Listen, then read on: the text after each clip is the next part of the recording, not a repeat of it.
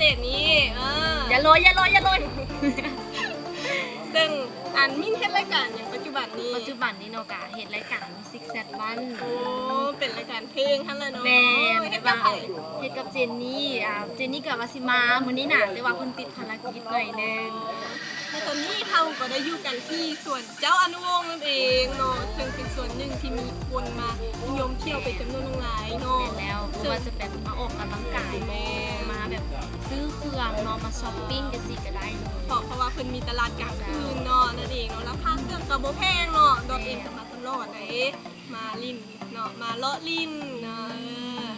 ชมอากาศดีๆชมทิวทัศน์แคมป์แม่น้ำของเนาะเบิ่งมึงแต่เฮานั่งรู้สึกเย็นๆนะเป็นอีสานลมพัดมาและจุดเด่นเนาะที่มีสวนเจ้าอนุวงศ์เลยคือรูปปั้นเจ้าอนุหันเองเนาะที่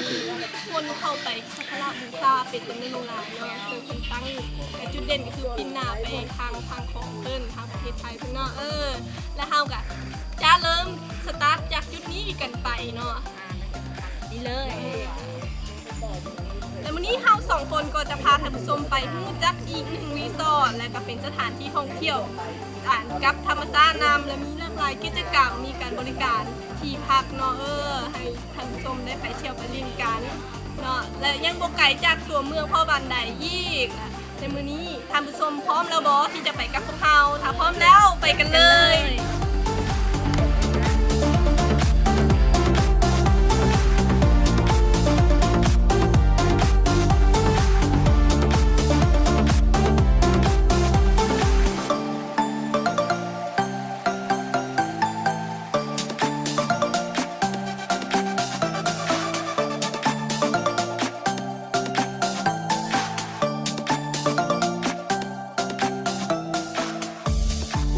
เริ่มสตาร์ทกันที่สวนเจ้าอนุวงศ์เพื่อเดินทางไปหาสถานที่ท่องเที่ยวสุดใจหรือรีสอร์ทสุดใจนั่นเอง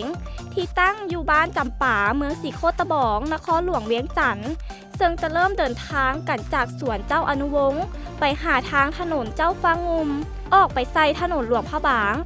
ทางสามารถไปสถานที่ดังกล่าวได้2เส้นทางเส้นทางที่1แมนไปแยกกันเข้าไปทางเกาเลี้ยวหาบ้านใหม่ออกไซเส้นทางต่านมูล เส้นทางที่ 2 ไปเข้าทางหนองแตงตามเส้นทางตาดมูลและในมื้อนี้ทีมงานของเฮาเลือกไปเส้นทางเกาเลี้ยวบ้านใหม่ออกสู่เส้นทางตาดมูลไปหารีสอร์ทสุดใจที่สามารถชมวิวทิวทัศน์ตามแคมป์ของไปพร้อมๆกันประมาณ20กิโลเมตรหรือใช้เวลาประมาณ30นาทีเท่านั้นเอง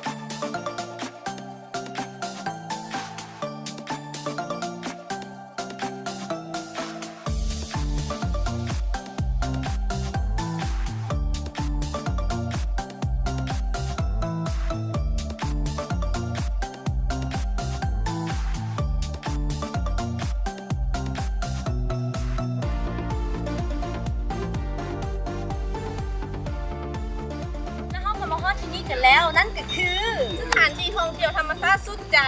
บอกแล้วหนูก็สังเกตเนาะเบิ่งเห็นทางนี้เห็นฟางโบเห็นปลาไม้แบบนี้รู้สึกว่าอากาศบริสุทธิ์กันเลย มินฮูบอว่าโดนทำหักตัวสร้างอีหลีเด้ บอก มันขึ้นมันน่ะแต่ว่าไปใกล้เลยย่านมันเหยียบแล้ว แต่ว่าที่นี่เนาะเพื่อจะแปลกไปได้เพราะว่า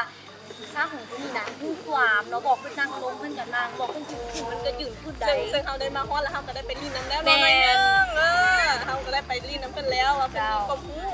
หลายเนาะแต่ที่ว่าเป็นสอนได้ยินข่าวมาว่าสร้างอยู่ที่นี่เพิ่นเอามาจากไสยะน่ะเป็นเมืองเป็นเมืองสร้างเขาจะว่านะ รู้สึกว่าในบ้านนี้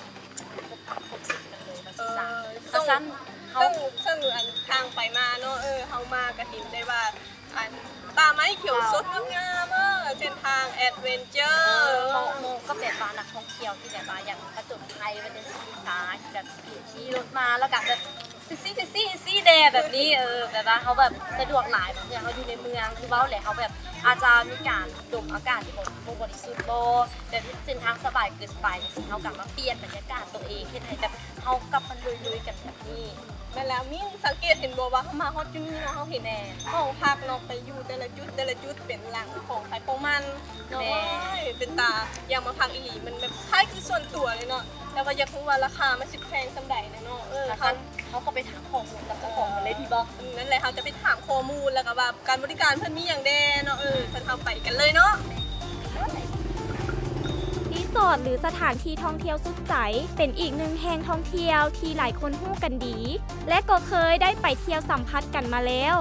นอกจากจะเป็นสถานที่ท่องเที่ยวสวยงามแล้ว ยังมีสร้างหลายเสื้อให้ไว้เบิงให้สมขี่เที่ยวชมธรรมชาติและนอกจากนั้นยังมีรีสอร์ทไว้เป็นบอนพักเซาให้บรรดาแขกที่ต้องการอยากพักแฮมกับบรรยากาศแบบธรรมชาติแบบเป็นส่วนตัวอีกด้วยและตอนนี้เราก็ได้อยู่นำผู้อำนวยการบริษัทท่องเที่ยวสุดใจนั่นก็คือสุดใจนั่นเองสบายดีสบายดีหน่อยและตอนนี้พวกเราก็อยากมาพูดรายละเอียดถึงข้อมูลเกี่ยวกับสถานที่ท่องเที่ยวแห่งนี้ว่ามีการบริการมีราคาเท่าใดเลยเดี๋ยวเราจะถามเลยก่อนว่าที่เป็นที่ไปที่มาของการสร้างเป็นแหล่งท่องเที่ยวนี้มีที่ไปที่มาเท่าไหร่เนาะ ใช่ว่า การจะสร้างสถานที่ท่องเที่ยวขึ้นมาและเลยมีอาชีพการบริการท่องเที่ยวทั้งภายในและต่างประเทศแล้วเนาะคิดว่ามีสถานที่ท่องเที่ยวธรรมชาติเพิ่มขึ้นใหม่อาจจะอาชีพการอาจจะดีขึ้นแล้วก็เลยได้มาคิดสร้างสถานที่ที่นี้ โดยแบบว่ามีความคิดอยากมาสร้างตั้งแหล่งท่องเที่ยวที่นี่เนาะอยากเป็นแหล่งท่องเที่ยวแห่งใหม่อีกแห่งหนึงเนาะ มาอีกคนหนึ่ง เจ้าข้าเจ้าเขาก็จะมีถามว่านอกจากที่ว่าได้เนาะมีการเปิดรีสอร์ทอยู่แล้วแบบยังมีแบบแล้วยังไปเฮ็ดอะไร มีบริการท่องเที่ยว อ๋อบริการ มีซิตี้ทั่วทั้งในภายในเมืองและท่องเที่ยวภายในประเทศ แล้วแบบว่าเรามีแรงบันดาลใจเท่าไหร่เนาะในการสร้างแหล่งท่องเที่ยวตรงนี้ขึ้นมา มีแต่บริษัทเอง เจ้า แบบ100%ของเอกชน100%แล้วก็มีส่วนมีใครมาทุกเดือนทุกเพลงมีเงินมีขึ้นฮอนจำนวนและขึ้นเรื่องของพยายามมาสร้าง โดยแล้ววันเนื้อที่ทั้งหมดอยู่ในนี่มีจักเฮกตาร์แล้วเป็นของได้มดได้ซื้อมดเลยบ่หรือว่าเป็นของได้มาแต่ดุนแล้ว เป็นของเลยเป็นแต่สมัยเป็น2,000 โอ้ สถานที่ท่องเที่ยวที่นี่มันจะปลูกฝังก็บ่ได้เนาะดินนี่ปลูกฝังก็บ่ได้แล้วก็เลี้ยงสัตว์ก็บ่ได้ต้องมีแต่อย่างเดียวที่ว่าเป็นสถานที่ท่องเที่ยวธรรมชาติ พื้นที่เท่าไหร่ พื้นที่ประมาณ พื้นที่ประมาณ ตอนนี้บุกเบิกไปแล้วนี่15 เฮกตาร์ โอ้เป็นพันตาก็ถือว่าเป็นเนื้อที่กว้างกันเลยเนาะ ไอเดียดีเนาะคือเราแล้วว่าที่ว่าหลังแบบว่าเขาเนาะเดินทางมาเดินเลี้ยงจากจริงเนาะแล้วฮอดนี่นะคะต้องใช้เวลาจากต้องสะดวกจาก มันมีความไกลมีตัว17 กิโลเมตร 17 กิโลเมตร และห่างจากทางคอนกรีตมีแต่4 กิโลเมตรแต่ว่าเข้ามาทางสนามกอล์ฟ ดูแล้วแบบว่าเส้นทางที่เขาหามันมีกระถางมีสองทางที่สองทางกันเลยทางไหนเนี่ย เข้าทางวัดหลวงปู่ศักดิ์สิทธิ์ก็จะมาถึงตรงนี้ ถ้าเข้าทางสนามกอล์ฟเมืองของนะจะเข้ามาเจอตรงนี้ทางนี้จะไกลกว่าทางสนามกอล์ฟเมืองของ แล้วกับผ่านตาปลาไหลแล้วก็ผ่านตาทางนองชื่อขึ้นมาเลย แบบว่าใกล้ เส้นทางรู้สึกว่าค่อนข้างอาจจะดี แล้วก็ใกล้บ่อนท่องเที่ยวแบบเป็นแหล่งน้ำนอนแล้วก็ดื่มน้ำมันแต่ปลายโบเนี่ยได้เลยเนาะสะดวกสบายสุดๆเลย อย่างต่างๆมีสนามกอล์ฟนั้นกิจการที่ว่าได้บริการนี้เลยกิจการที่สร้างมีอาหารตามสั่งอาหารหลักๆ คืออาหารต้มไก่ตอกเลี้ยงไก่ตอกนะ โอ้ยเอามาหากินเลย โดยจะเป็นแบบอาหารที่ แล้วก็ เป็นตาเทศ แม่นอาหารพื้นบ้านก็คือแกงหน่อไม้ตำบักหุ่งปิ้งปลาที่เราทุกเบ็ดมาจากนั่นแหละมาจากหนองนอกจากนั้นยังมีที่พักเป็นเงินเป็นหลังๆมีอยู่17 หลัง เพื่อว่าออกแบบเป็นหลังของไผ่ของมันเพื่อเป็นการส่วนตัวเวลามาพักผ่อนจ้ะ โดยเฉพาะเป็นคู่ฮักที่มาฮันนีมูนเป็น โอเค แล้วก็เหมาะสมกับคนที่ว่าบำนาญแล้วเขาจะพักผ่อน ซึ่งเห็นได้ว่ามีธรรมชาติสวยงามเลย ตอน เนาะ เช้าๆก็ได้ออกเดินย่างกินอากาศสดนี่แหละก็ส้มดอกไม้ไปย่างออกกำลังกาย จะเห็นสร้างมาอาบน้ำแล้วก็จะเห็นสร้างมาเตะบาสตอนเช้าๆคือสนามเตะบาสอยู่ตรงนั้นสนามเตะบาส แล้วแขกส่วนหลายที่มานี่เป็นแขกจากต่างประเทศหรือว่าในลาวค่ะ แขกต่างประเทศคือส่วนหลายเป็นเกาหลี โอ้เป็นที่เขา นั่นแหละเป็นคนเกาหลีแต่ช่วงนี้เกาหลีบ่มาแล้ว ญี่ปุ่นเนาะ ตรงนี้ได้มียุโรป ยุโรป ซึ่งจะเป็นอีกจุดหนึ่งเนาะที่มีนักท่องเที่ยวต่างประเทศเข้ามาเที่ยวหลายเนาะติดตามมาเที่ยวดีได้เนาะ อ้าวนักท่องเที่ยวที่นั่นนี่เนาะก็ต้องมุ่งไหนว่ามีบ่อนท่องเที่ยวอยู่นี่ ที่ว่าจะทางบนตาได้โฆษณาทางเว็บไซต์ทางที่ทางอินเทอร์เน็ตจะติดต่อมา มีแต่บาซูมีอย่างนี้แล้วเนาะ แล้วราคาห้องพักที่นี่มีราคาเท่าไหร่เด้ ราคาที่เป็น150,000 กีบ ก็คือ พุ่งสุดๆเลย ก็คือเป็นตามมาเที่ยวอยู่เนาะราคาบ่แพงมีสิ่งอำนวยความสะดวกในห้องแม่นบ่ แน่นชื่อมีครบตัวในห้องมีครบเครื่องมีตู้เย็นมีทีวีมีเครื่องน้ำอาบน้ำอุ่น ซึ่งมันเขาก็จะได้เข้าไปชม ให้เขาไปตัวเมา ตื่นเต้นสุดๆเลย สำคัญคือว่านอนตอนเช้าๆเราจะมีไก่ตอกห้องต๊อกๆๆๆ เอาเท่อะอุ้ยค่ะอุ้ย ให้ตื่นก็มีนกห้องแล้วมื้อแรงก็จะมีแมงกระจัน โอ้ เป็นธรรมชาติด้วยเนาะมันต้องมีเสียงแมงไม้อยู่แล้ว สำคัญที่สุดคืออากาศที่สดชื่น แล้วนักท่องเที่ยวมาเข้ามาเที่ยวในช่วงฤดู คือนั้นจะมีไปเรื่อย โอ้เข้ามาแล้วราคาห้องที่150,000นี้มันเป็นห้องอะไร ๆมันเป็นบ้านเป็นหลัง โอ้เป็นหลังแล้วนี่ เป็นแบบส่วนตัวเป็นที่พักส่วนตัวแล้วมีห้องเตียงเดียวบ่หรือว่าเตียงคู่ เรียงเดียวหมดเลย เตียงเดียวมาเลย รู้สึกว่าขั้นมามันแบบว่าคนที่เขาหักจะแบบโรแมนติกสุดๆเลย แม่ แบบเลยเนาะ สุดเลย เข้ามาเที่ยวตื่นเช้ามาไปออกกำลังกายเนาะพร้อมกันเบิ่งทางเตะบาทนะ นางสร้างจะสิ ตั้งเตะบานตอนเช้าๆแล้วจะมีไก่ตอกมาพวกคืนนอนสำคัญ มันมาเองวะหรือว่าคนไล่มา ถึงเวลามันจะออกมาเองมันเลย อ๋อ มันมีไผ่ไล่มาออกมา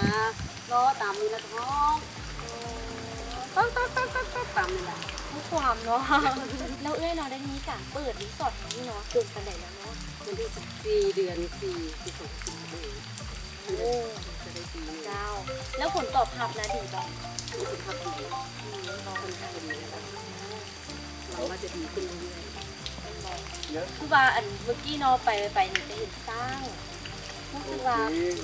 การบริการมีการขี่สร้างมัน ๆ มี การ อะไร ได้สร้างบริการคือสร้าง เจ้า ในราคามีเพียงแต่50,000 กีบ โอ้ต่อคนหมอ นั่นแหละเด็กน้อยก็เก็บ10,000 20,000 กีบ10,000ประมาณ แล้วสร้างนั้นได้ออกมาจากไหน สร้างนั้นมาจากเขตจันทบุรี โอ้ถือว่าเป็นเรื่องสร้างเนาะ มาจากเมืองสร้างจันทบุรีก็อยู่ในนครหลวงจากที่สร้างต้องไปต่างแขงหรือว่าต้องไปที่อื่นจากประเทศเพื่อนบ้าน ตอนนี้จำเป็นจะไปอีกแล้วเพราะสถานที่นี้ของเราไปสาวนครหลวงจะเป็นนักเรียนที่ว่าจะมาทัศนะอย่างจะได้มาใกล้ๆเพื่อลดผ่อนการเดินทางและก็ค่าใช้จ่ายที่ไปต่างแขง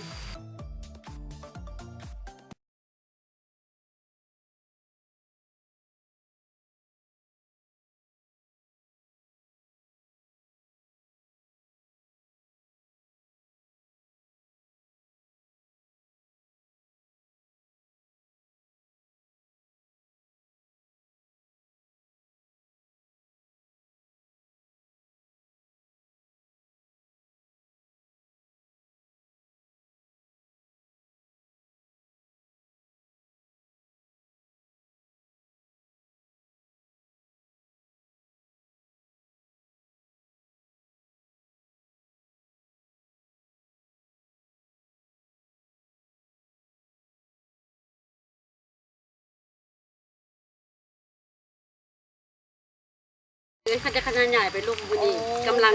จะกาเบียร์มันอีกอยู่ตรงนี้แล้วปลูกให้เต็ม เจ้า สถานที่นี้แหละแต่ว่าจะค่อยเริ่มปลูกไปที่ละโซนละโซน ก็คือว่าในอนาคตสิมีแต่ดอกตะเวน แม่ นี่เนาะ จะขี่สร้างต้นดอกตะเวน แล้วพิธีกร2คนก็สิมาลักกันแกะเนาะแกะตะเวน ใกล้ๆ บ่ได้เลยเนาะ แล้วถ้ามันเป็นแก่ในสีส้มเอาขายหรือว่า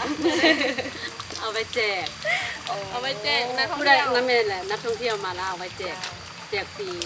เป็นไอเดียที่สุดยอดเนาะ และตอนนี้เฮาก็ถึงเวลาแล้วเนาะที่ว่าเฮาจะไปเบิ่งที่พักกันเนาะเอ้ยจะให้ได้เป็นผู้นำพาไปเบิ่งห้องพักเนาะไปกันเลยเนาะ กันเลย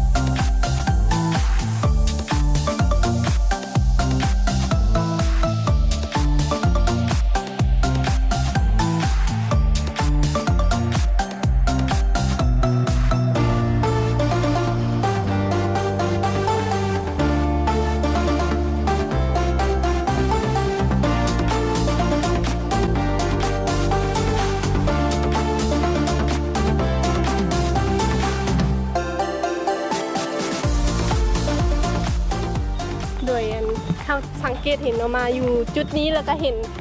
มีบอนจอดรถเป็นส่วนตัวเองเนาะ แม่ หรือว่าเป็นอีกจุดหนึ่งที่แบบโอ้ยส่วนตัวอีหลี ส่วน ที่พักกันเนี่ย ส่วนตัวอีก ส่วนตัวอีหลี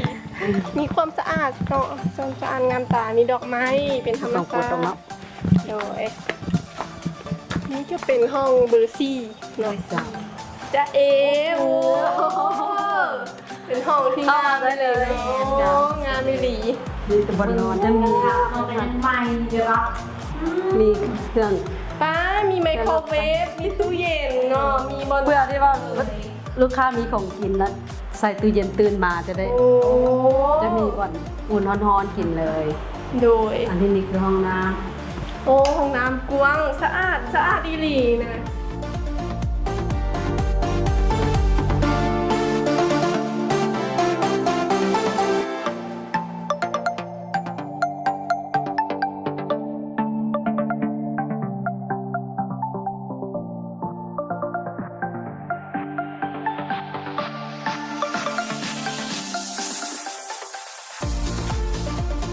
และมาคนนี้เนาะเราก็ต้องขอขอบใจด้วยจิตใจที่มาให้ข้อมูลและในหู้การบริการ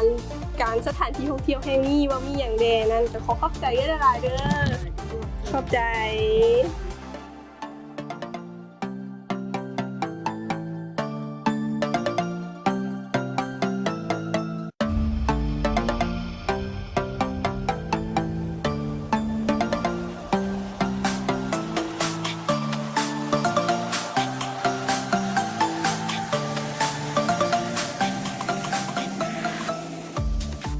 เป็นยังไงท่านผู้ชมกับภาพบรรยากาศหรือว่าสถานที่เขาได้เอานำมากันมีบริการหลายๆอย่างเลย สวยนะเล่า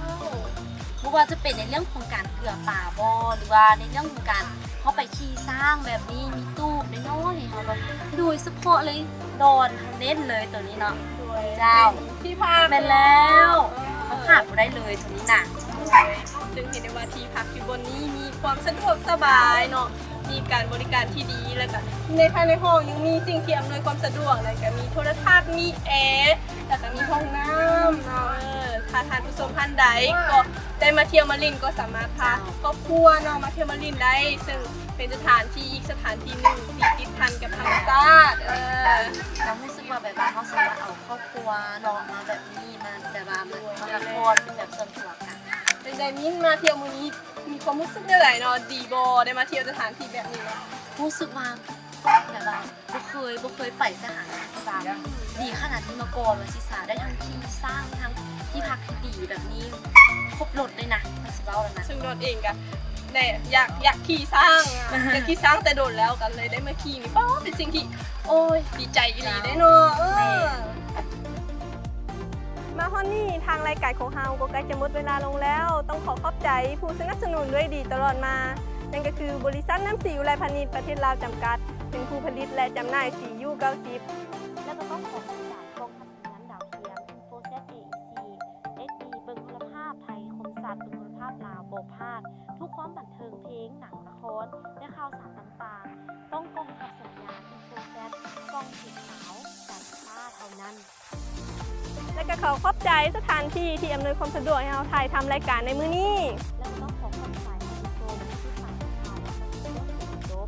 ท่านผู้ชมสามารถติดตามได้ทุกวันเสาร์ในเวลา 12:00 นทางช่อง